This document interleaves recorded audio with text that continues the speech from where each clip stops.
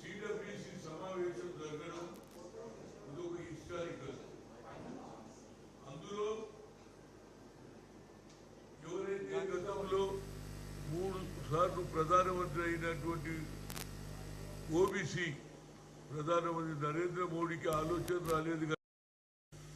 అగ్రకులాల్లో పుట్టినటువంటి వ్యక్తి ఇందిరాగాంధీ మనుమడు ఒక మంచి నిర్ణయం తీసుకున్నాడు. ఇవాళ 50% ఉన్నటువంటి ఏదైతే సీలింగ్ను ఎత్తేస్తా బడుగు బలహీన వర్గాల గురించి బీసీల గురించి అని చెప్పడం, అందులో ముఖ్యంగా ఎస్సీ ఎస్టీ అట్రాసిటీ కేసులు కూడా బీసీలకు వర్తిస్తాయని. ఎందుకంటే కొన్ని ఎస్సీ ఎస్టీ వాళ్ళకే కాకుండా బడుగు బలహీన వర్గాలు ఓబీసీలకు కూడా న్యాయం చేయడానికి నేను ప్రయత్నం చేస్తాను.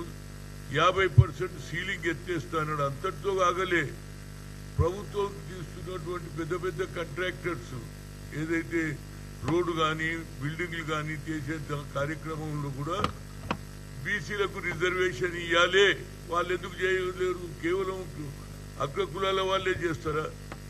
దీనికి మేము ఒక యాక్ట్ తీసుకొచ్చి తప్పనిసరిగా ప్రభుత్వంలో ఏదైతే కాంట్రాక్ట్స్ ఉంటాయో రోడ్డు కానీ బిల్డింగ్ దానికి కూడా మేము రిజర్వేషన్ ఇస్తామన్నాడు. అట్టడుగున కింది వారికి కూడా మేము న్యాయం చేస్తాడు. అంతేకాకుండా ఉద్యోగాలలో అదేవిధంగా చదువులలో తప్పనిసరిగా మా ప్రభుత్వం వస్తే ఇవన్నీ చేంజ్ చేస్తాం. ఒక పక్క రాజ్యాంగం రాసినటువంటి అంబేద్కర్ను పక్కకు పెట్టేసి వాళ్ళు కొత్త తరం ఆలోచన చేస్తున్నారు. కాబట్టి మేము దీంతో పాటు ప్రజలందరూ కూడా తెలుసుకోవడానికి ఇవాళ బీహార్లో జరిగినటువంటి ఓట్ చోరీని కూడా ప్రజలకు చెప్పాలని చెప్పడం జరిగింది. గ్రామ గ్రామాల్లో తిరిగి సంతకాలు చేయాలన్నారు. అన్నిటికంటే ముఖ్యంగా నేను ఓబీసీ పార్లమెంట్ కమిటీ కన్వీనర్గా గతంలో ఐఐటి ఐఐఎంలో రిజర్వేషన్ తేవడానికి కారకులైనటువంటి సోనియా గాంధీ నిర్ణయం తీసుకొని మన్మోహన్ సింగ్ చెప్పింది కాబట్టి ఆ బిల్లు పాస్ అయింది. ఇవాళ మా పిల్లలు ఒక్కొక్కరు 1,20,000 జీతం సంపాదిస్తున్నారు. All India institute of medical science డాక్టర్లు అవుతున్నారు. ఇది హిస్టారికల్ డిసిషన్.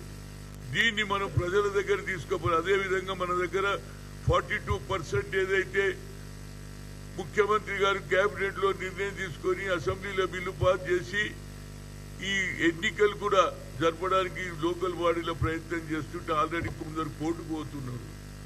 ఎందుకు మేము పైకి రావద్దా?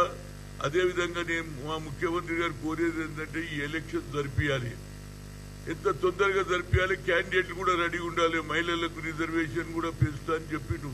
కనుక ఎంత తొందరగా, ఎందుకంటే ఇవాళ రేపు ప్రతి ఒక్కరు కూడా కోర్టుకు పోవాలి.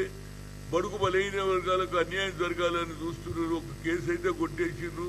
29 నాడు ఏదైతే రాష్ట్ర ప్రభుత్వం యాక్ట్ తీసుకొచ్చి దీని మీద ఎలక్షన్స్ జరపడానికి ప్రయత్నం చేస్తున్నారు. ముఖ్యంగా రాష్ట్ర ప్రభుత్వానికి అదేవిధంగా వాళ్ళ కేబినెట్కు ఉదయపూర్వక ధన్యవాదాలు చెప్తూ, అన్నిటికంటే ముఖ్యంగా రాహుల్ గాంధీ గారి సందేశం గ్రామ గ్రామాలలో పోవాలి.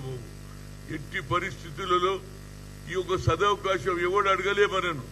ఆనాడు రాజ్యాంగం రాసినప్పుడు అంబేద్కర్ గారి ఆలోచన ముఖ్యంగా అంటరాని ధనం మీద వాళ్ళకు ఎక్కువ అవకాశాలు ఇచ్చారు. మాకు ఫాదర్ లేడు, తల్లి లేదు. కనుక ఇవాళ ఒక పెద్ద బ్రదర్ గా ఇవాళ రాహుల్ గాంధీ గారు ఈ నిర్ణయం తీసుకున్నారు. ఇది ప్రజల దగ్గరకు పోవాలి. వచ్చే ఎన్నికల్లో ఎక్కువ సంఖ్యలో జడ్పీటీసీ కానీ ఎంపీటీసీ కానీ జిల్లా పరిషత్ కానీ సర్పంచులు గెలవడానికి ఇప్పటి నుంచే మన కార్యకర్తలు నడుము కట్టి దిగాలి ఇప్పటి నుంచే. ఎందుకంటే నోటిఫికేషన్ వచ్చే తెల్లారి నుంచే మనం నామినేషన్ చేయాలి. లేకపోతే నామినేషన్ అయిపోతే వల్ల వాళ్ళు కోర్టుకు పోయి ఆపడానికి ఒకసారి మనం నామినేషన్ చేస్తే ఇక కోర్టుకు పోయినా ఒకసారి ఎలక్షన్ ప్రాసెస్ స్టార్ట్ అయితే నాకు తెలిసేంత మటుకు నేను లాయర్ గాను లా చదవలే కానీ దీనికి తప్పనిసరిగా కోర్టు కూడా ఎలక్షన్ ప్రాసెస్ మొదలయ్యి మనోళ్ళు నామినేషన్ తొందరగా రెడీ, మహిళలు కానీ